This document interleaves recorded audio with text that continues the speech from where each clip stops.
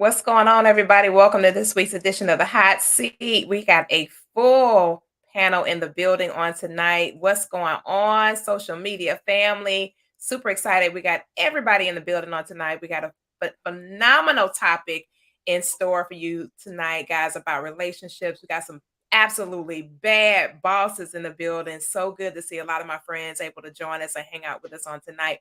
So we're going to go ahead and get into this conversation because it's going to get juicy. Very, very juicy. And it's going to be a great topic on tonight. So welcome in. As you're coming in, go ahead, share. Let all your friends, your neighbors, your relatives know that we're in the hot seat and we're getting ready to have a dynamic relationship conversation.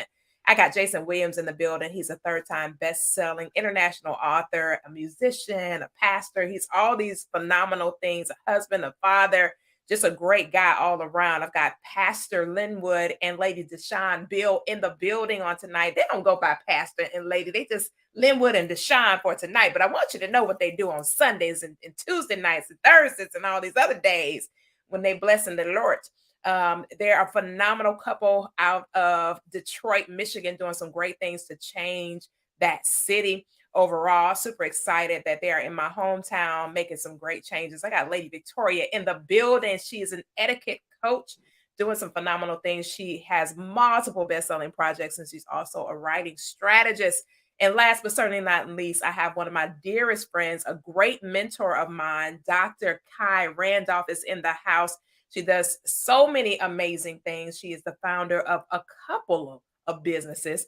But right now, she's focusing on helping women to generate more wealth. So she is the founder of She Builds Wealth. So super excited to have a full panel in the house on tonight. So welcome in. We're getting ready to get into a very interesting conversation on tonight. And you're going to hear from each and every one of these individuals. They are not only familiar with this, they can relate to it. Some of them have actually experienced it firsthand. As far as relationships are concerned. And we're going to have a great conversation surrounding this topic. So tonight, we're going to be talking about a sticky subject. So if you're sensitive, you might want to just buckle in your seatbelt, all right? And stay for the whole ride, honey, because it's going to get good. But if your kids do not like the person that you are dating, is that a reason to stop seeing them? If your children don't like the person that you're dating, is that a reason to stop seeing them? If so, why? If not, why not? We're going to start off, we're going to kick the ball with Lady DaShawn and Reverend Linwood over here tonight because they actually have a blended family. Jason Williams has a blended family as well. But we're going to start off with them and we're going to see what they think about this kind of concept. So how much power do the children have is what I want to know. How much power do the children have? This is a tough question. This is a really, really tough question. They might need some therapy, Dr. Cat. So Koffe, if I can quiet. be way too quiet. No, if we can be totally honest, when we first started to date, we decided that we were going to date for 6 months before the children got involved. And as you know, my Lord, that didn't happen because we were married in 6 months. Right. So about 2 months in, 2.5 months in, I decided because of the structure of my family and with my children and my ex, that it would be easier to introduce my daughter to DaShawn first before I met her children. And here's why. We both have very sensitive exes. So that's another show. A whole different show. So Dr. Kai, we're gonna wait up. We're gonna put that one on the back burner for another segment. So for both of us, my daughter being so attached to me, it was absolutely important that she was accepting of the fact because she had never seen daddy with another woman other than her mother. Oh, wow. So it was absolutely, it would have been detrimental to us moving forward if she had not accepted the relationship. And I can remember it like it was yesterday. I told her that we were going out to lunch and to hang out with Daddy's new friend. And she said, Daddy, you got a girlfriend? My Lord. And, we had a conversation from Toledo to Detroit, about 45 minutes. And we had a conversation about it. And I never forget calling DaShawn as we were pulling up to the house and said, hey, we're 2 or 3 minutes away. DaShawn came out rather than us coming in, and something incredible happened. It was almost like God opened up heaven and a beam of light just shined down on DaShawn's house, because as I was opening the door for DaShawn to get in the car, my daughter jumps out of the back seat, runs to DaShawn, and embraces her. Yeah. She just wrapped her arms around her. And for the duration of that time, I think we went just hang out at the mall for, just to self-introduce to see how it was going to go. And she was glued to DaShawn and has been from that day to this. There was no easing in period. She just embraced her. So in my case, my daughter had a lot of influence on the direction of the relationship, or watch this, she could have ended it. She could have ended the relationship, or she could have paused the relationship in kind of given a sense of direction in which it would go, because of the closeness that I have and the bond that I have with my daughter, and likewise with the 2 children that DaShawn brought into the relationship. I think on my side, and I let her share that. My side is a bit different, because my children aren't as easy. It wasn't as easy with mine, and I knew going into it wouldn't be. And so at the start of it, I was more so like, yeah, let's wait it out. Let's see where this goes before I just bring you to the kids, then make it known to their dad and all of this. Not that there was still any relationship or mingled ties or anything like that. I knew where my children were emotionally and mentally as far as me and their dad in the divorce. We had been separated for 5-6 years. We had been divorced for about 5 or 6 years before me and Linwood met. And they are very much so attached to their dad, but they're also attached to me.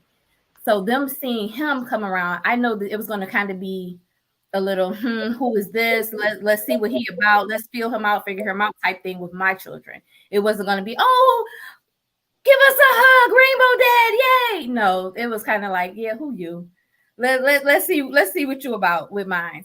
And that's why I'm kind of on the fence. I don't believe that children dictate a relationship. I don't believe that I would have necessarily ended it if there was a bit of strife there. However, I do take into consideration how they feel and their reasons why they may have said, Mom, I am not feeling him. I know my daughter is a bit sassy. So if she say, yeah, not him, if she say, yeah, not him, me and her have to have a conversation and let's see why. Because I've learned that children always have a reason why. If they're standoffish to an adult, or they're like, I don't want to be around this person, I don't want to talk to them, no. They sense things. So I want to talk through it and see what they sense. Maybe I need to ask more questions. Maybe I need to slow down. Maybe I need to pull back. That doesn't necessarily mean to let the relationship go, but let's slow down a bit. Let's explore this. Let's see what changes. And in the beginning, it was rough. I think even now, sometimes we still have some struggles when it comes to my children, because they're still learning loyalty, right? So they're trying to figure out the space where they can be loyal to their dad, love their dad, and still be friends and have loyalty and love Linwood as well. So we're still in that space, and we're 2 years in now, and they're still in that space.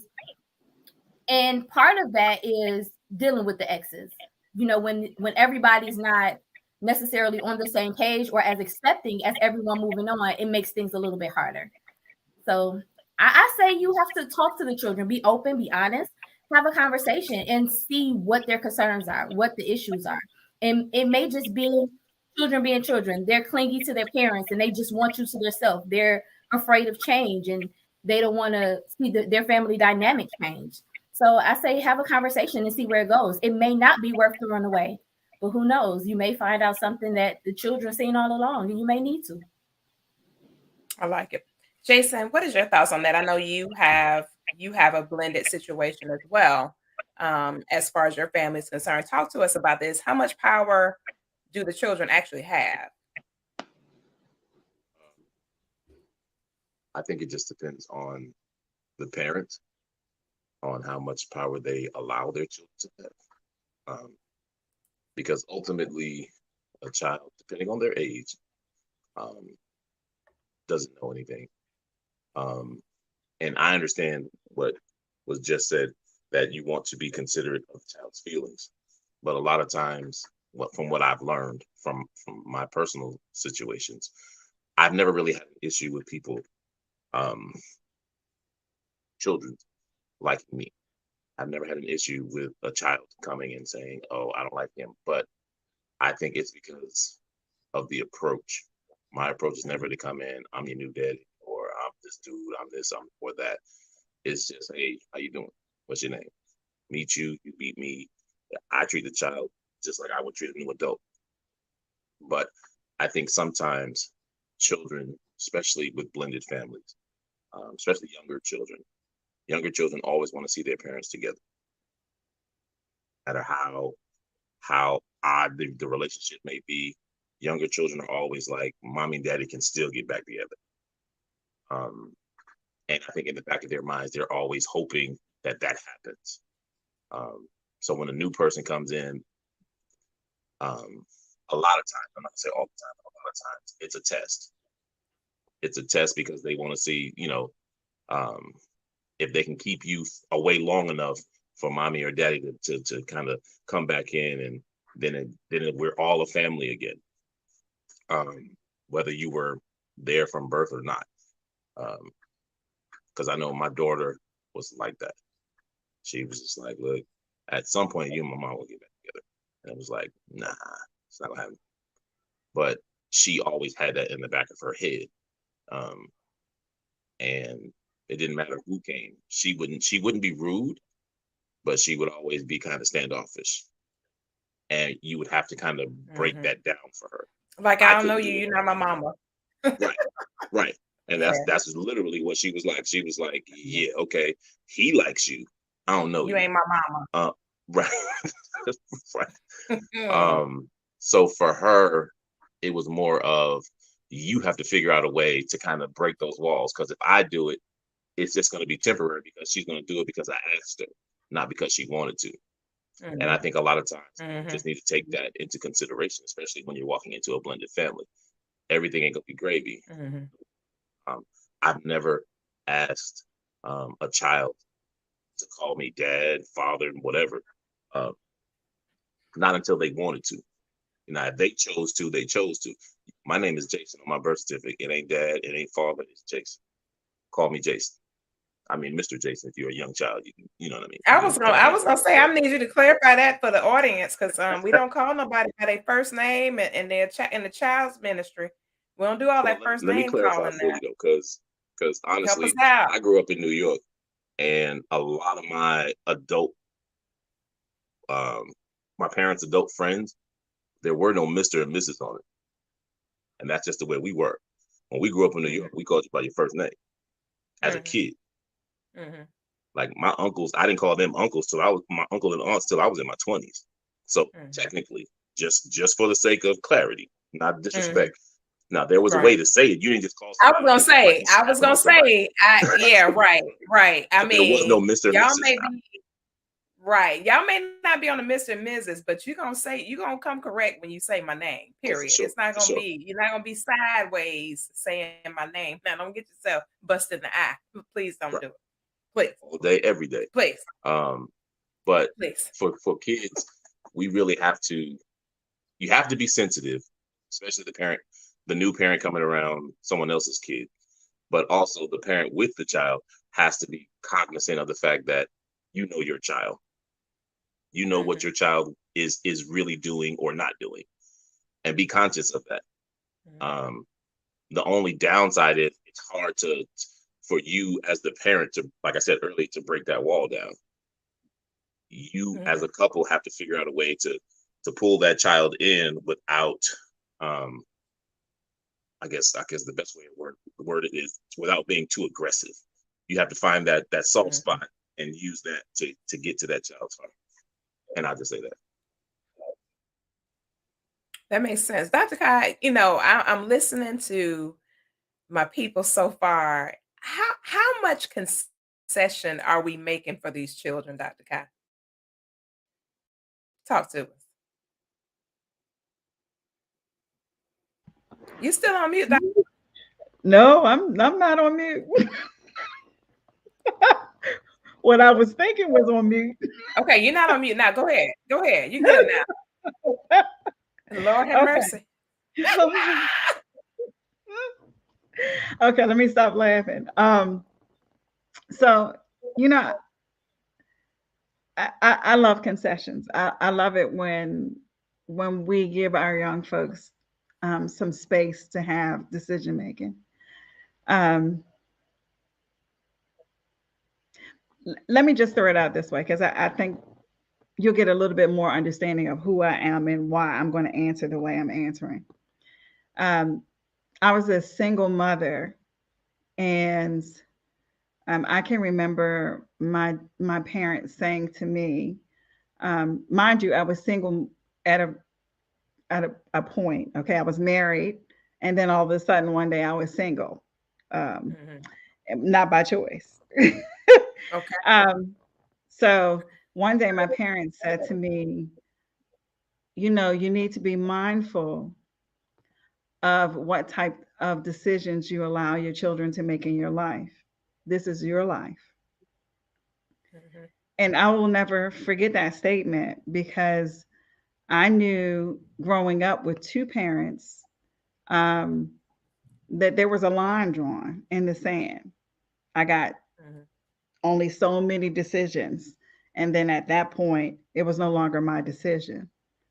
Carrying that forward with my children, when I began to date, I had a conversation with them early on.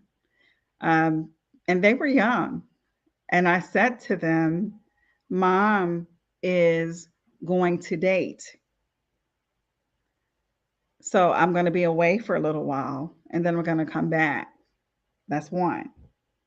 Two, you don't get to interface with the person that I'm dating until I've made a decision about whether or not they're going to be in your life for a period of time. I cannot promise you they'll be there forever, but they will be there for a period of time. That's two. Three, my relationship with that person is private. You don't get to ask questions, but I do get to tell you what I want you to know. So those were the three things that were pillars when I dated. So when they did get to be introduced to individuals, this is Mr. So-and-so. There's no requirement that you call him dad. There's no requirement that you call him Mr., because in my household, my children called me Carlene. And I always prepped the individual that I was dating. This is how I run my household.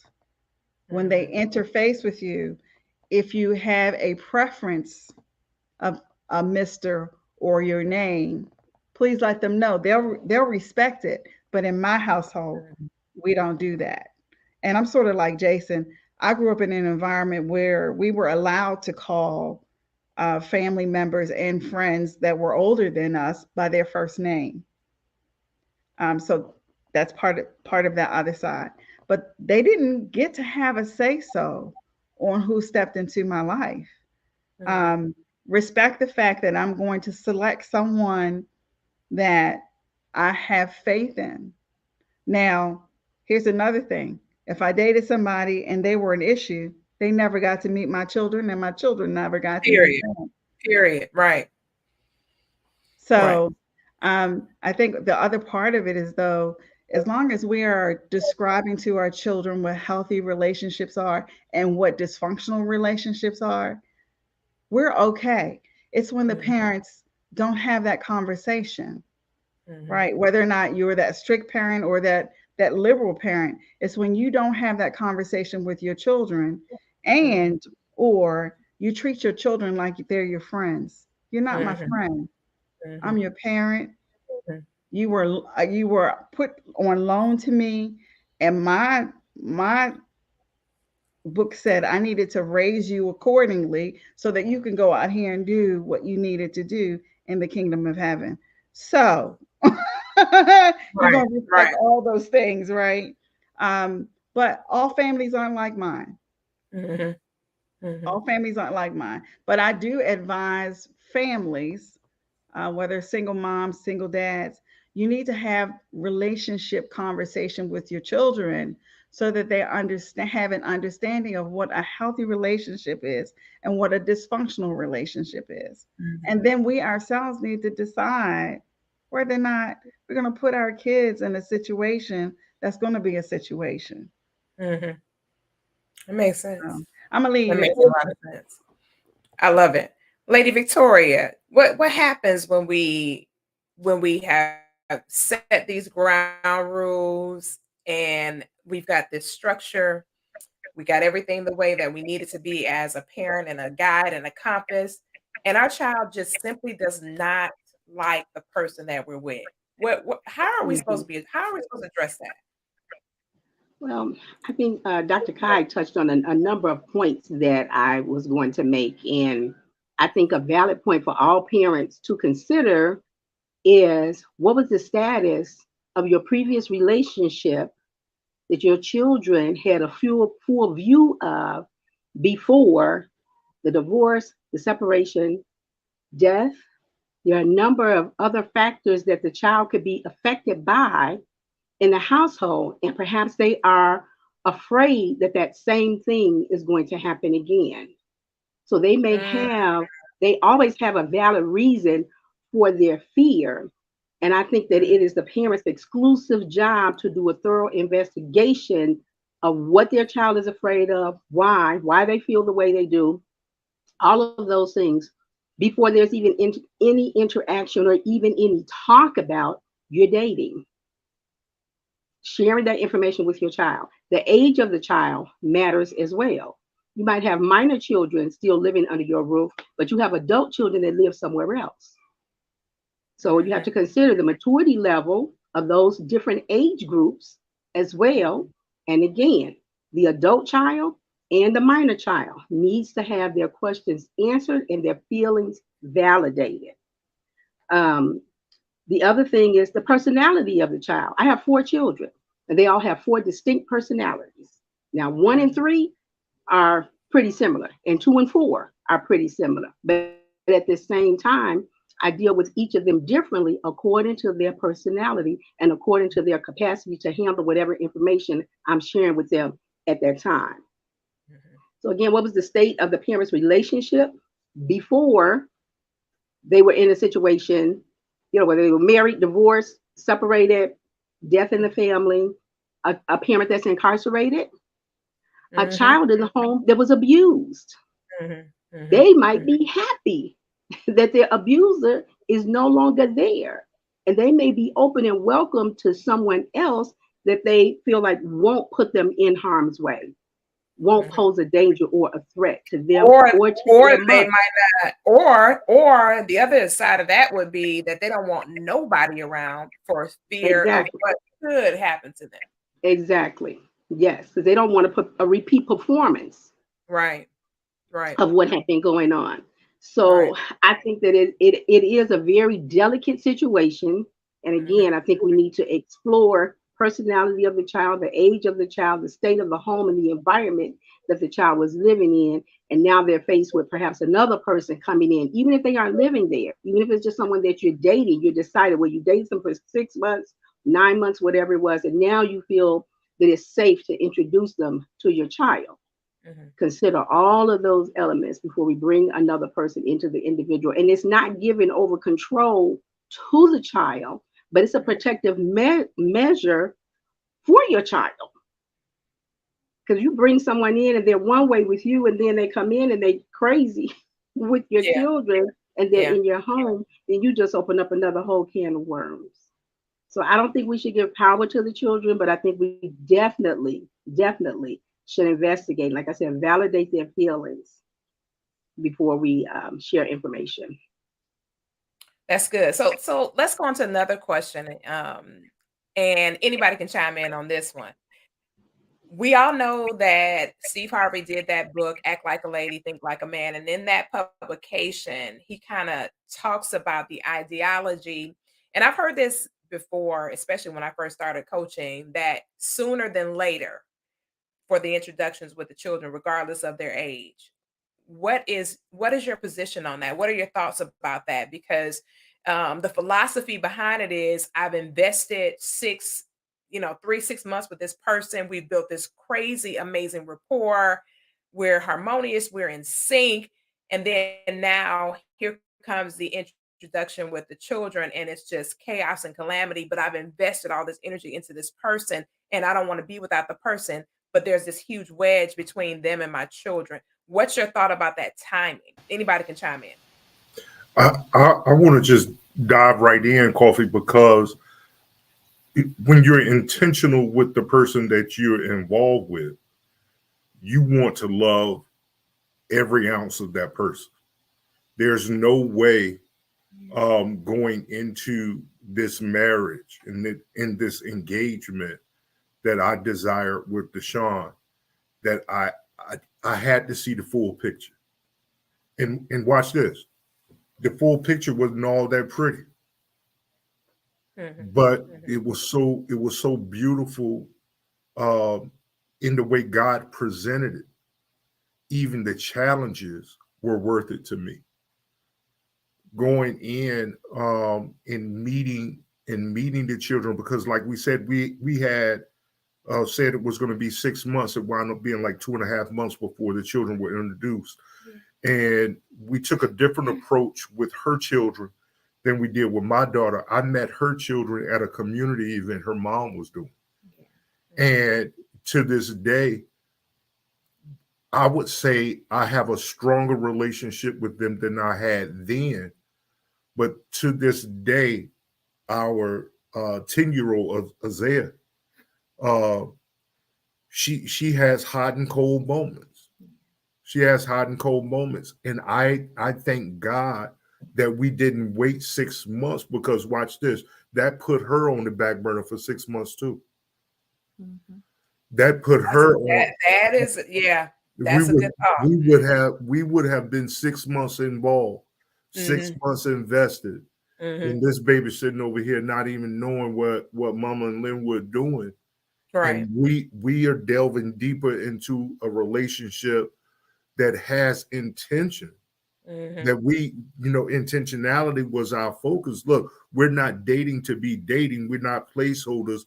You are my future wife. I'm your future husband. We're building this idea of life together, and that life involved 3 minor children. mhm. So in that, as Lady Victoria said, I had 2 adult children as well, and 3 grandchildren. So, and when Y'all got a lot of people over there at the church, Linwood. My God. listen, I've been daddy since I listen, I've been daddy since I was 16 years old. My Lord. And my granddaughter Coffee, when she first met DaShawn, She's the rebel. She's like, she was the one that wasn't even the children. It was my oldest granddaughter. My oldest granddaughter said, "Big Daddy, what you doing with that young girl?" My Lord. sure did. Yeah. She was, I think Manaya was at the time, she was 10. I think. She was 10 because she's about to be 13. Well, she just turned 13. And she said, Big Daddy, what you doing with that young girl? And I said, I had to say, Manaya, that's an adult. That's now, mind you, another sidebar for another show that you'll invite me for in a few weeks. Yeah. DaShawn is only 8 years older than my oldest daughter. Oh, mighty Christ. So there were so many different dynamics involved in blending this family. Mm-hmm. That it wasn't just the children, but we were dealing with grandchildren issues and all these kind of different issues. But I think that introducing everyone in the timing that we did gave them time to understand how serious we were about being with each other. Mm-hmm. Because you got to understand, after the children being introduced at 2.5 months, 3.5 months later, we were married. Mm-hmm. Mm-hmm. So we the way we moved, we didn't have a choice but to introduce the children and the grandchildren into our lives because of the intentionality that we had toward one another. Yeah. And I think moving in, me personally, I was the one that's like, yeah, let's wait, let's ease them into it. Mm-hmm. But I was thinking more so of, I know where my children were, right? Even though me and their dad had been separated for a while, there was a lot of strife, turmoil, moral drama, and they were still dealing with a lot with the separation and being, pulled one way and not knowing, where to go, what to do, who should I talk to, who do I like, can you do that? My dad said, so it was a lot that went along with it, with dealing with my children versus, his daughter who had never seen him with anybody else, right? That mm-hmm. It was pretty much a clean break. They were done. It was over with. Where on the other side, I was dealing with a whole lot more. So me wanting to kind of slow it down some was because I was thinking of them and not trying to put too much on them. And like he said, even now, my daughter still has hot and cold moments where like she's good and he's her best friend. Like they run around the house like kids and I'm screaming. And then there's days like she may have been with her dad for a few days and she come home and it's like, okay, we got to warm up again. Mm-hmm. And I try to explain it to him because I don't take it personal. She does it to me too. It's just something about when she goes there and comes back. Right. To get back into the route, even with school, get her back into a school routine, get her back into, hey, you don't do that here, do that there, those type of things. So it's nothing personal. She's just really still adapting to this new life. It's taking her longer to understand that mommy and daddy are divorced. We will never be together again. This is your new normal. Mm-hmm. And so while he didn't really have that adjustment period or that much of an adjustment period with his daughter, it's been more and it's been harder with my kids. So and that makes sense because there's two different lifestyles that your children are experiencing. And there's not, and sound based on what you guys are saying, there is no similarities to the lives. Oh no. No. Because our marriage is a definition of work. Yeah. And the other part of that is, when I went through my divorce, my daughter was with me. She was originally with me. So that bond was built, that there was a trust that I believe, even though she was youngest, and she's the youngest child in the marriage now, being that she had been with dad and only been with mom on weekends until just before DaShawn came into my life, I believe that even though she hadn't seen me with another woman, there was a trust that I wouldn't bring anyone around that didn't have her best interests at heart. Mm-hmm. So, that there was a different mindset. And, DaShawn, all of our children are spoiled. Rotten. Like rotten. All of them. All my biological, her they're all just rotten. So the just bringing them in sooner, Koffe, I believe, has helped us sustain healthy relationships with them, because they didn't feel a sense of we were hiding anything. Yeah. They you know, and in my conversations with God knows I'll be glad when this boy is grown and on his own. But her son, in having very candid personal conversations with him, he appreciated the fact that he was, you know, brought into the loop. He had questions and I answered them. He, even now, when we laugh and joke about things, he asks, how long have you been around? How, you know, how much do you know about, you know, my upbringing? Because, you know, just certain things, and I'm sure Pastor Jason will be able to attest to this, when you're dealing with a male child and you're bonding with a male child that is not yours, just simple things that you can say as a man that he might be able to relate to, and not trying to father him, but just mentoring him in just masculine, period. Yeah. Right. Then it brings, you know, as an adolescent, it brings to question, well, how much do you know about me, since you know so much about this situation? And I have to sit down with him and talk to him about, you know, life, and let him know that this is not because I was your mom's sneaky link and I know who you are as a child, because that's not the case. It's just, I know these things just because I have been where you are. I've been 16. I've been 17. And I think that has been what has helped us cultivate a relationship even outside of our marriage. So bringing him in early, talking to him, being honest with him, letting him know that he's a part of the relationship actually helped me develop a relationship with him. And I think another big thing for us, and I'm gonna release the mic, is that they see a healthy relationship with me and Linwood. And my kids came out of a marriage that was a mess. It was very unhealthy. It was toxic. It was everything that a relationship, a marriage should not be. So now, having experienced that, and now seeing us together and how we move and how we operate and the dynamic of our relationship in our life now, they honestly appreciate who he is to us.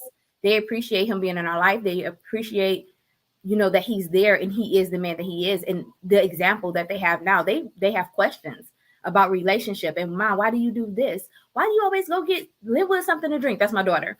He always fix his plate. Yeah. So now I'm explaining things to her as a woman, as a wife, as a mother, these things that she didn't necessarily, then she wasn't really old enough, but she didn't see happen. She didn't really see that healthy dynamic. So that opens up a lot of questions as well.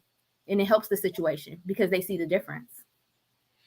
And Dr. Kyle, you brought up a point about a great point, actually, about us as adults being whole, being totally healthy before we start, you know, building these bonds with other people that we choose to be in relationships. When you said that, that plays another role in as far as the children are concerned too. So I know that you've done some coaching and you've given some guidance to individuals over the years when it came to relationships and things like that. Is it necessarily a bad idea to go ahead and wait and build a rapport with that person before bringing the children? Is that necessarily a bad thing? So there, okay. In the book of life, there is no right or wrong, right? We have experiences. And you've just got to know yourself, and you've got to know your partner. You've got to know your children. And it's a balancing act, right? And my suggestion has always been, you've got to know whether or not it's a half teaspoon of sugar or a whole cup of sugar that you're going to add to the mix. And children especially, because they're delicate, right? And most parents, none of us have been through classes to be a parent. No. We, as my grandmother would say, we understand what the good book says, but when you're in the mix of lifing with your children, you don't always have that. I got to do it this way, and it's got to be perfect. I would say to most families, whether or not you're a single parent or full range different dynamics for parenting, I would say take your time and getting to know your partner because you already know your child.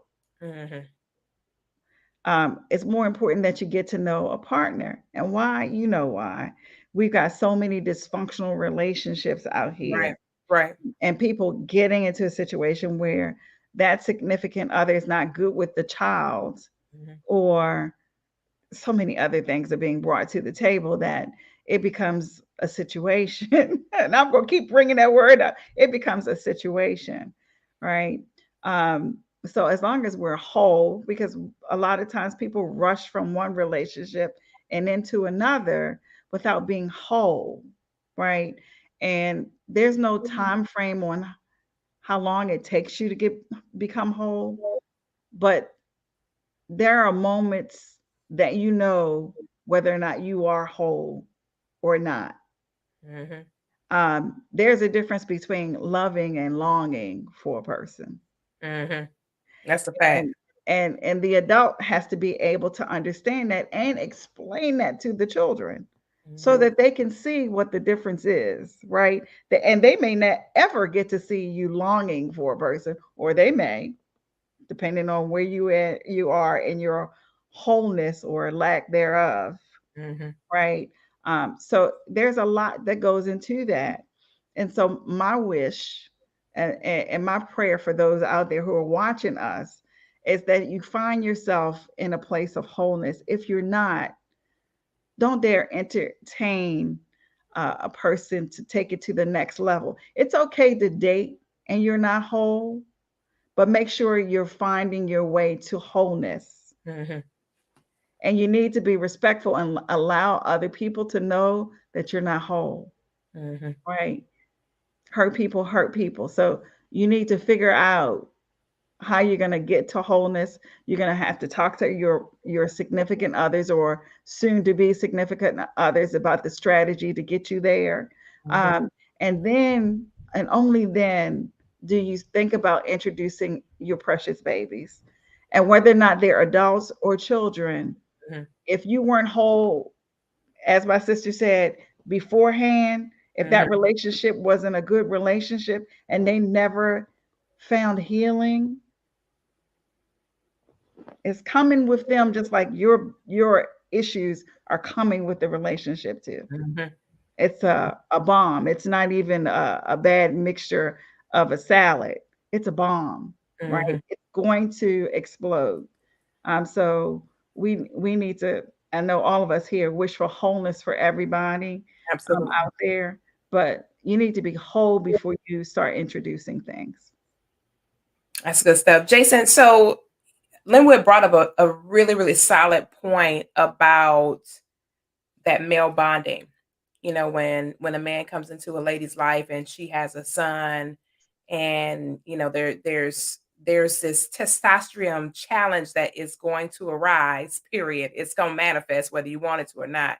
I don't care if you're a tiny human or a grown guy. It's going to be some headbutting. So with that, if you find that headbutting persists, what are some avenues that a guy could take if he really believes that this woman is supposed to be in his life? What are some solid avenues that he could take in order to build a rapport? It may not never even turn into a friendship with the son. It may never get that far. It may just have to be cordial rapport. But what are some strong strategies that could help a guy to overcome the objection of, hey, you talking to my mama? Well, my stepson initially never felt me. The first time he met me, he was playing a video game and he's just like, hey, went back to the game.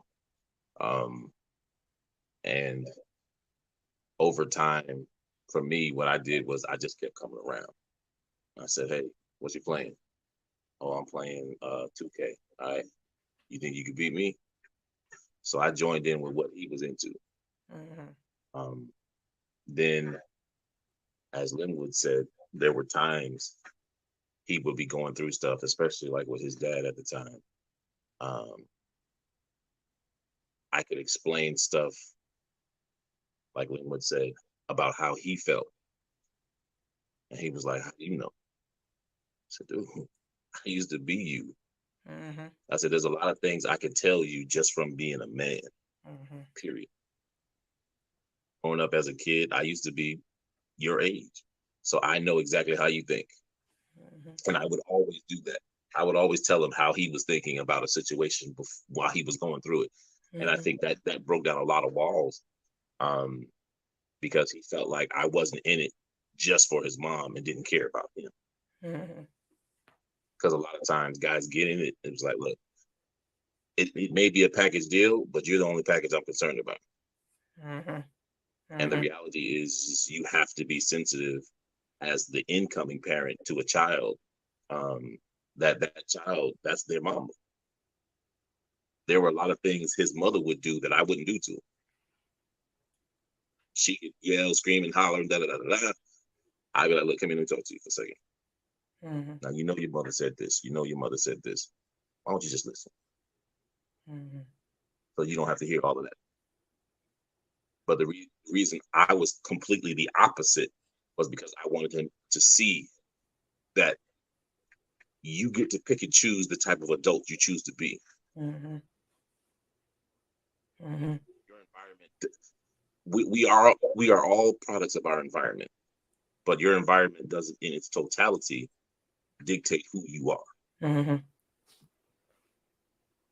And it got to a point where his mom is like, oh my God, he acts just like you. And I could tell her, I said, honestly, it's not that he acts like me. He's becoming a man. And you need to separate the two. He's not being me. He's being the man in him. But because I was trying to show him a solid man, he just followed the same steps. Because he saw, I don't have to be this. I don't have to be this way. I can be exactly what I see. I don't have to let my emotions take control of me. Because initially he was like that.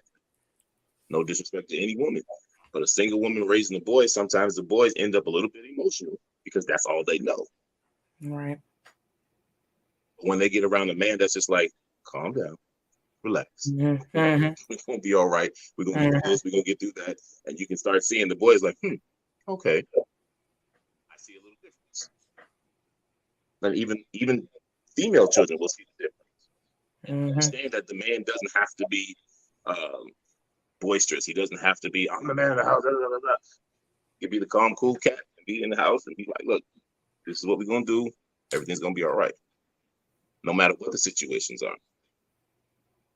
But you have to be willing to see it for what it really is, and don't ignore it as child just being a child. No, you have to really be a parent, even for a child that's not yours. And sometimes that's hard, especially for a man. Because I know for me, I wasn't spending a whole lot of time because of the dynamics between my son's mom and me. So spending a lot of time with him was cool, my stepson. But on the inside, I was still hurting because I wasn't able to spend time with my own son. So it was hard because it was like, I wish I could do this with my son, but I can't. But I can't just ignore him because I can't do that with my son. Right. So that's a hell of a toss-up that sometimes women don't see that a man has to go through, especially if you have kids outside of the relationship. You don't see the man on the inside because most of us, we strong. We're gonna stand up and just do whatever. We're gonna deal with our issues.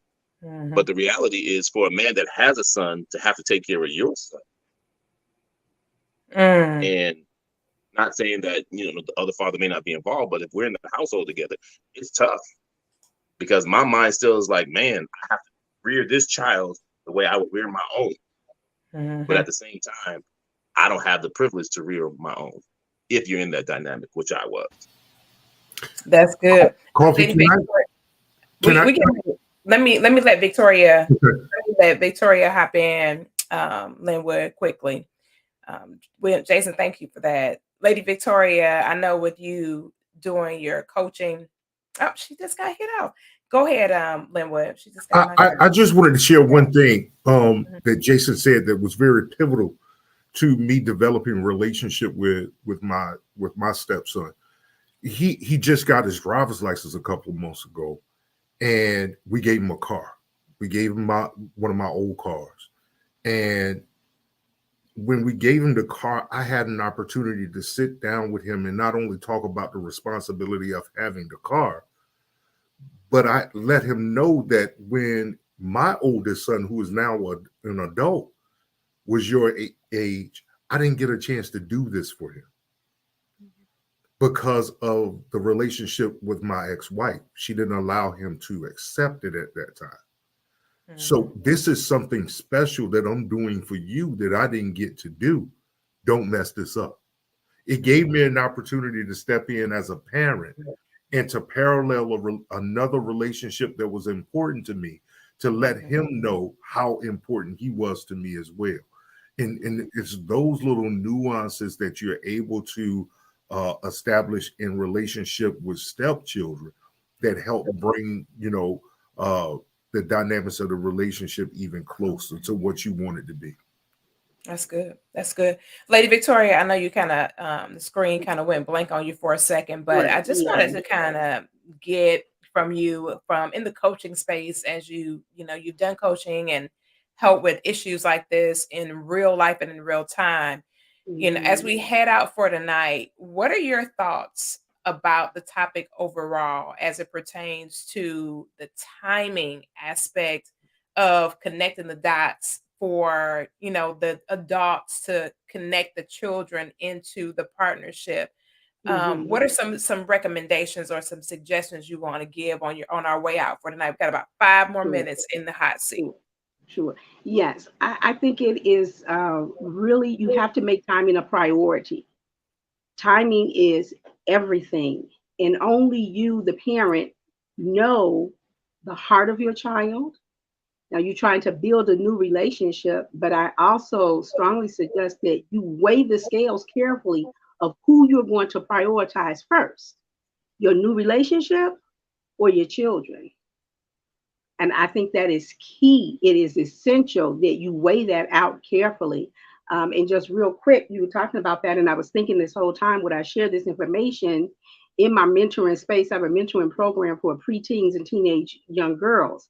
And I had the opportunity just yesterday to unexpectedly spend hours. What was supposed to be a 20-minute talk ended up being over 2 hours of talking with a young lady, a teenager, that is just in this space where the absent parent, her dad, isn't in the picture the way she wants him to, but her having walked alongside him in his personal journey for new relationships for years. And she was there to see too many things that she should not have seen and to experience too many things that she should not have experienced. And those were her own words. So we have to prioritize our children. A new relationship is great. It's great to come into that headspace, but I think timing is essential, and weigh the scales heavily as to who you prioritize first, the new person in your life or your children. Those are my final thoughts. Thank you, Koffe. Awesome. That's what's up. Well, we are literally at the top of the hour. It is now 8:56. So we're going to have a 30-minute rapid round for closing thoughts and ideas as we head out for the evening. Thank you to all of our panelists. Phenomenal conversation tonight. Super excited that you all accepted the invitation to come on. I knew we were going to get some great feedback and some solid information on how we can forge forward relationally and still have everything intact, the love we want and the lasting relationship, healthy relationship with our family. So Dr. Kama, yield over to you. We're going to do some 30-second quick suggestions and thoughts as we head out for tonight. Yeah, I'm going to go back to the statement I made a little bit earlier. I think that you need to ensure that you are whole. Um, if not in the midst of your dating, um, into a permanent relationship. Um, it is so important to make sure that you're whole. It is important to make sure the individual that you're dealing with is whole or in their walk to wholeness. And then, as Lady Victoria said, you got to make sure you prioritize which one comes first.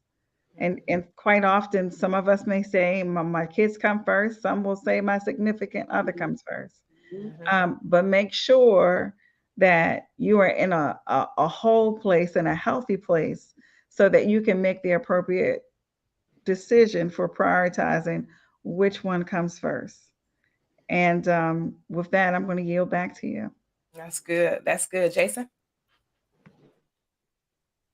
For me, I'll just say, know who you are, know where you are, and know where you're going. Because when you know those three things, it makes it a little bit easier to deal with the obstacles. Because you don't let external things from who you are, where you're going, but they can affect where you are. Because sometimes you have to make the decision of where I am may not be the place I need to be. But you need to know those things before you get into a situation, especially with blended families. And just be cognizant of those things. Everything will be all right. Awesome. I love it. Linwood and DaShawn?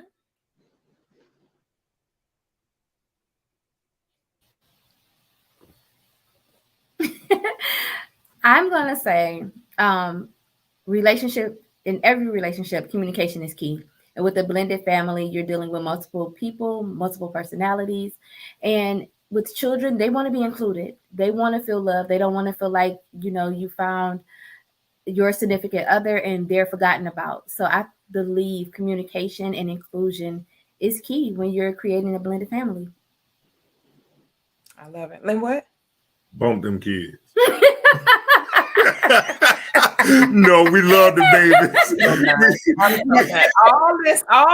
all this. Y'all always think it's me. It be him. Listen, We done did all this. We done sat here, had a full counseling session. Then he says, bump the children. Lord. no. Why, Dr. Kyle? Why? No, My Lord. I totally agree with my wife. You have to consider the children, and I believe that communication and introducing them at the perfect time, and being honest with them, not sugarcoating anything, but communicating with them on their level is pivotal to the success of the relationship. Absolutely.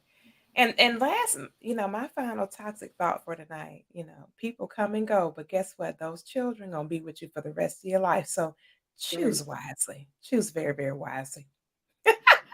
With that being said, thank you guys for hopping in, hanging out with us on tonight. We appreciate seeing everybody in the building with us tonight. We'll see you guys again next week on another edition of the Hot Seat.